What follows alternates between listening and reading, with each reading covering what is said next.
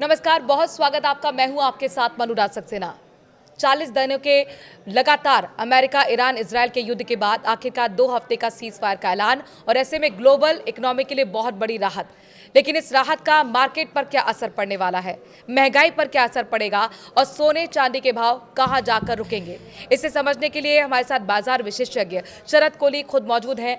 Welcome sir. Thank you so much. तो market किस तरीके से रिएक्ट कर रहा है सीज फायर का, जो कि क्रूड ऑयल का जो हमने देखा 15% डाउन हो गया है जैसे ही सीज फायर का ऐलान ट्रंप की तरफ से किया गया। बिल्कुल, मार्केट ने तो स्वागत किया है। अगर मार्केट देखें अब आज जो बंद हुई है, करीब भारतीय मार्केट निफ्टी की बात करें 950 पॉइंट, मैंने इतनी बड़ी तेज़ी एक दिन में नहीं देखी।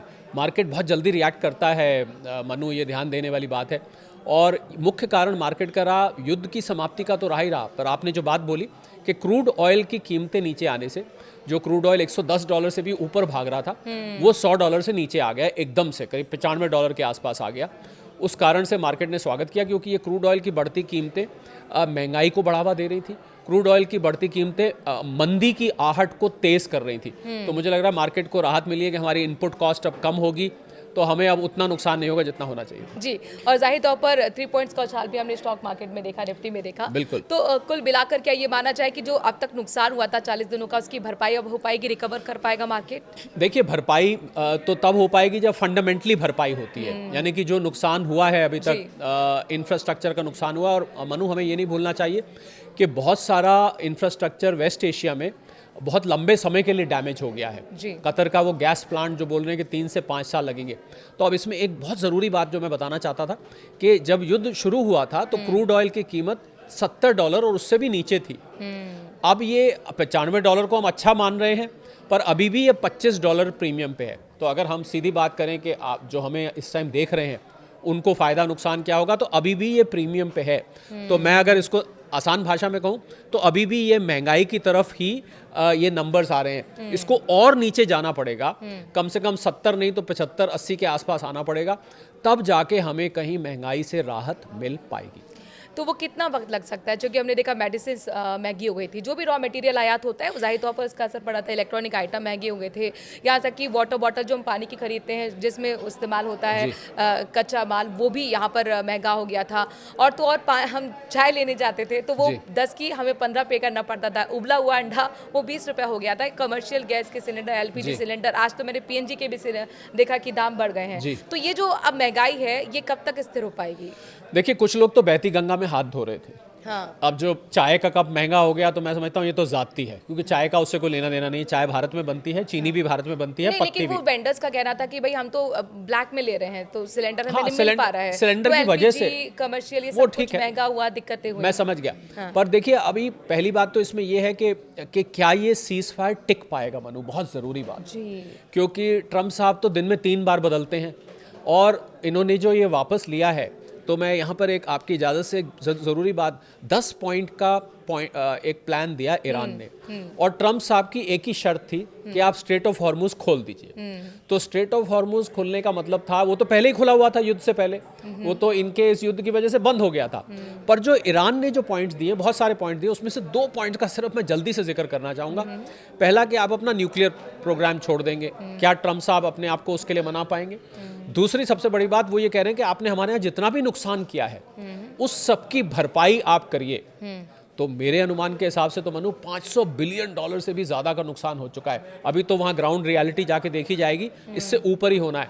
तो क्या ट्रम्प साहब के पास इतना पैसा है? अमेरिका की तो पहले ही हालत ख़राब है कि वो पैसा दे पाएंगे। तो इसलिए इस सीज फायर का टिक पाना ये बहुत ज़रूरी बात है। तो अभी हम भी क्वेश्चन कर मैं क्वेश्चन कर रहा हूँ, और एक और बात पे मैं क्वेश्चन कर रहा हूँ मनु, और ये बड़ी आपको ऑब्वियस सी बात लगेगी। जो मीडिएशन करा रहा है वो पाकिस्तान है। ये तो ऐसा ही हुआ, कोई डकैत था, वो ये कहने लगे कि आओ हम शांति का पाठ पढ़ाते हैं कि लूटपाट कैसे नहीं करनी चाहिए, हम आपको ये सिखाते हैं। पाकिस्तान कर रहा है, सोने पे सुहागा, खुदा खैर करे कि पाकिस्तान। तो मुझे लग रहा है कि ये मामला जब तक 15 दिन बीत नहीं जाते, और मुझे तो 15 दिन भी बहुत लंबे लग रहे हैं, क्योंकि ट्रम्प साहब बात में पलटते हैं। रात को सोते टाइम कुछ और होते हैं, सुबह कुछ और होते हैं। तो अभी सेलिब्रेट नहीं करना चाहिए। 2 फैक्टर्स गिना रहे हैं, एक तो यहाँ पर ट्रम्प की पर्सनालिटी जो कि अनप्रेडिक्टेबल है, दूसरा पाकिस्तान का यहाँ पर मीडिएटर, तो वो क्वेश्चनेबल है। तो अब आप कह रहे हैं कि अगर सीज फायर नहीं टिकता है, सपोज कर लीजिए, तो क्या महंगाई पर खतरा बरकरार रहेगा? फिर तो वापस वापस आ जाएगा। अगर ये नहीं टिकता है तो ईरान क्या करेगा मनु, वो स्ट्रेट ऑफ हॉर्मुज को फिर बंद कर देगा, और जैसे ही स्ट्रेट ऑफ हॉर्मुज बंद होगी क्रूड ऑयल के दाम फिर ऊपर चढ़ने लगेंगे।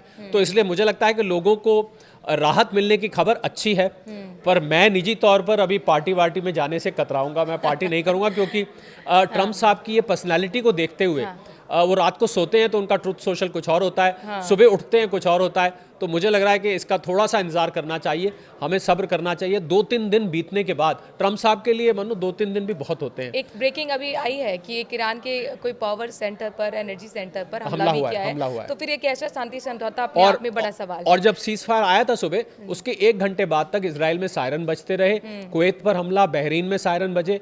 तो देखिए, सीज फायर का टिकना और सीज फायर की बात करना दो अलग अलग चीजें होती हैं। तो पहले बारीकी से नजर बना के रखिए, एक तो ट्रम्प साहब के दिमाग पर, पहली बात। दूसरी बात कि ये जो आपने ब्रेकिंग अभी बात करी है इस पर, क्योंकि अगर ये सीज फायर नहीं टिका तो ईरान को देर नहीं लगेगी स्ट्रेट ऑफ हॉर्मुज को फिर बंद करने में। अभी स्ट्रेट ऑफ हॉर्मुज खोल दिया, अभी खोल दिया है, तो अब जाहिर तौर पर एकदम अचानक तो सारे टैंकर निकलेंगे नहीं, धीरे धीरे निकलेंगे। तो वो सप्लाई को नॉर्मल होने में कितना वक्त लग सकता है? देखिए, रोज के करीब 120 से 150 टैंकर वहां से निकलते हैं, शिप्स निकलते हैं स्ट्रेट ऑफ हॉर्मुज से। करीब 33 किलोमीटर चौड़ा ये रास्ता है।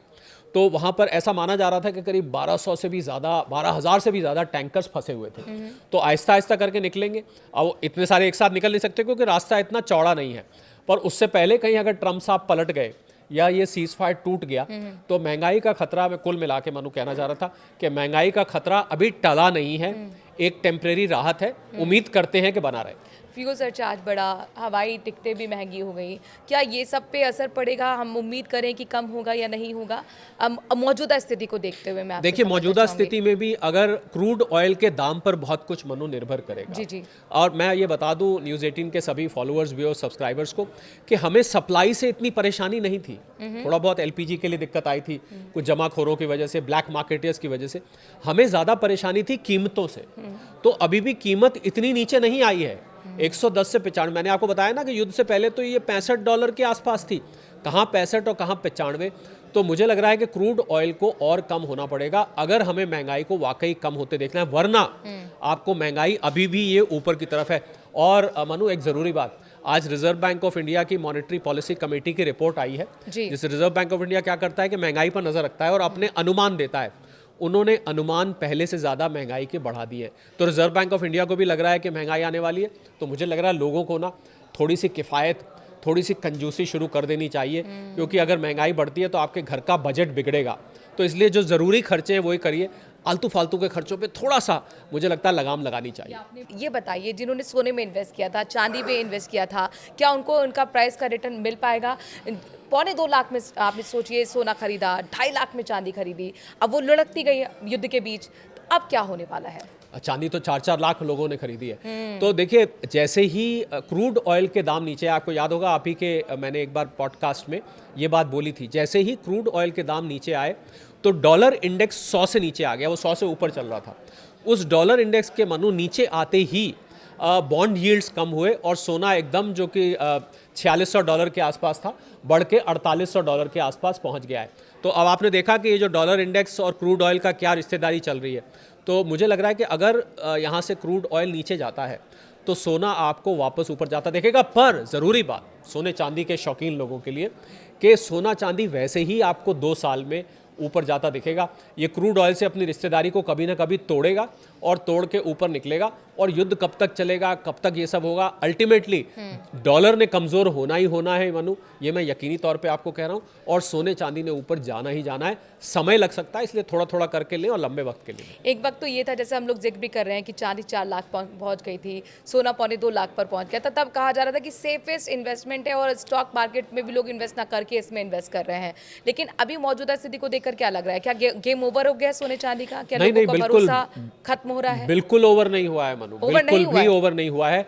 अभी भी आप इसको अगर थोड़ा थोड़ा करके लंबे समय के लिए, असल में दिक्कत क्या है, उन लोगों को ज़्यादा दिक्कत आ रही है मनु सोने चांदी के निवेश को जो ट्रेडर्स बन गए हैं, यानी कि जो 1 महीने 2 महीने के लिए ले रहे हैं। अगर आप 2 से 5 साल का नज़रिया सोने में रख के चलेंगे, आपको सोना चांदी निराश नहीं करेगा। हालांकि ये मैं कहना चाहूँगा, हम किसी को निवेश करने के लिए इंसाइट नहीं कर रहे, आपको अपने फाइनेंशियल एडवाइज़र से सलाह लेनी चाहिए, पर सोने का ट्रेंड ऊपर को है। और देखिए, एक मज़ेदार बात आपको मैं बताता हूँ कि ये जो क्रूड ऑयल के दाम है, ये सोने को ऊपर नहीं जाने दे रहे थे और निवेशक इसको नीचे नहीं आने दे रहे थे, तो इसलिए सोने में अंडर करंट जो है, नीचे की जो सरफेस है, वो तेज़ी की है और मुझे लग रहा है ये ऊपर जाएगा ही जाएगा। यानी कुल मिलाकर रिटर्न मिलने वाला है, तो निराश आपको होने की जरूरत नहीं है। क्या अभी राइट टाइम होगा इन्वेस्ट करने का सोने चांदी में? बिल्कुल, मुझे लगता है अगर आप थोड़ा थोड़ा करके ले रहे हैं, पहली बात, एक साथ सारा पैसा मत डालिए, ये मैं बार बार जोर दे के कहता हूँ। मान लीजिए आपके पास 2 लाख रुपए हैं, तो 20-20 हज़ार रुपए के 10 हिस्से बना लीजिए और जब जब नीचे आए, हफ्ते बाद, कभी 10 दिन बाद, कभी 15 दिन बाद, इसको लेके रखिए और कम से कम 2 साल का नज़रिया रखिए। फिर आप और हम यहीं पर होंगे और तब लोगों से पूछेंगे कि उन्होंने क्या खोया, क्या पाया। युद्ध के लिए जैसे सीज फायर का ऐलान ट्रम्प की तरफ से किया गया, एकदम उछाल स्टॉक मार्केट, शेयर मार्केट में देखा 3 पॉइंट्स का हमें उछाल देखने को मिला है। तो क्या ये सटोरियो का है गेम, इसके पीछे की इनसाइड स्टोरी भी समझाइए। बिल्कुल, देखिए, क्या हमें सोच समझ के इन्वेस्टमेंट करना चाहिए फिर? ऐसा लगता है कई बार मनु के स्टॉक मार्केट छोटा सा बच्चा है। हाँ। छोटी सी अच्छी खबर आती है और बच्चा, आपने देखा होगा, इतना खुश होने लगता है, और छोटी सी दुख भरी बात होती है, उसके हाथ से कुछ छीन लीजिए, एकदम से रोना शुरू कर देता है। ये शेयर मार्केट कभी कभी ऐसे ही बिहेव करता है। 950 पॉइंट का उछाल इस खबर पे, क्या शेयर मार्केट ट्रम्प साहब के दिमाग को नहीं जानता है? क्या ट्रम्प साहब को जानता नहीं कि वो पलटी मारते हैं? मुझे लग रहा है इस समय शेयर मार्केट में आंख बंद करके छलांग नहीं लगानी चाहिए। अगर आप शेयर मार्केट में आना चाहते हैं तो 10 साल का नजरिया रखिए, 5 से 10 साल का, और वहां भी आप थोड़ा थोड़ा करके लगाइए। परंतु कंपनीज की चॉइस ऐसे होनी चाहिए मनु, जैसे कि एक अरेंज्ड मैरिज में कोई रिश्ता ढूंढा जाता है, परिवार देखा जाता है पीछे कैसा है, लड़की लड़का कुछ कमाते हैं कि नहीं कमाते, उनके ऊपर कोई केस तो नहीं चल रहा, उनकी रेपुटेशन कैसी है, उसका भविष्य कैसा है। अगर आप वाकई में ये सब देख के शेयर का चयन करेंगे ना, तो कभी गलत साबित नहीं होगा। चूंकि आप एक्सपर्ट हैं मार्केट के, तो जरा पोर्टफोलियो भी हमारे दर्शकों को बता दीजिए कैसा होना चाहिए, ताकि वो निराश ना हो पाए आगे जाकर। बिल्कुल, आपके पोर्टफोलियो में बैलेंस्ड होना चाहिए। मुझे लग रहा है इस समय जो सबसे अच्छे लेने वाले हैं मनु, वो डिफेंस के शेयर्स हैं। पर देखिए, शेयर्स का चयन बहुत समझदारी से करना है। डिफेंस में ये नहीं कि कुछ भी उठा लिया। FMCG, fast moving consumer goods sector है, वो अच्छा सेक्टर है। रिन्यूएबल एनर्जी बहुत अच्छा सेक्टर है। और बैंकिंग फाइनेंस इस समय काफ़ी पिटे हुए हैं, क्योंकि जब गिरावट आई, तो अगर आप इसमें भी अच्छी वैल्यूएशंस वाले बैंक्स या कंपनीज लेंगे तो आपको वो आगे जाके अच्छा, मैं बार बार जोर दे के कह रहा हूँ कि कंपनीज का चयन बहुत समझदारी से करें। ऐसा कई दफ़े होता है मनु के, चढ़ते हुए सेक्टर में कोई कंपनी ले लेते हैं, पर वो कंपनी नहीं चढ़ती, सेक्टर चढ़ जाता है, पर वो कंपनी का शेयर वहीं का वहीं फंसा रहता। तब आदमी सोचता है यार क्या हुआ, सारा सेक्टर चल रहा है, मैंने ही जो लिया था वो नहीं किया, क्योंकि कंपनी का चयन आपका ठीक नहीं था। इसलिए कंपनी का चयन किसी एक्सपर्ट से पूछ के, अगर आपको नहीं आता है तो वहाँ से करिए। बहुत बहुत शुक्रिया, thank you for valuable suggestion sir. और इस एपिसोड में अभी के लिए इतना ही। कोई सवाल आपके मन में अगर मार्केट को लेकर है, ट्रम्प को लेकर है, युद्ध को लेकर है, कमेंट के जरिए अपनी बात ज़रूर रखिए। उम्मीद करेंगे, कोशिश करेंगे आपके सवालों का जवाब देने के लिए। बाकी खबरों के लिए बने रहिए न्यूज़ 18 के साथ। नमस्कार।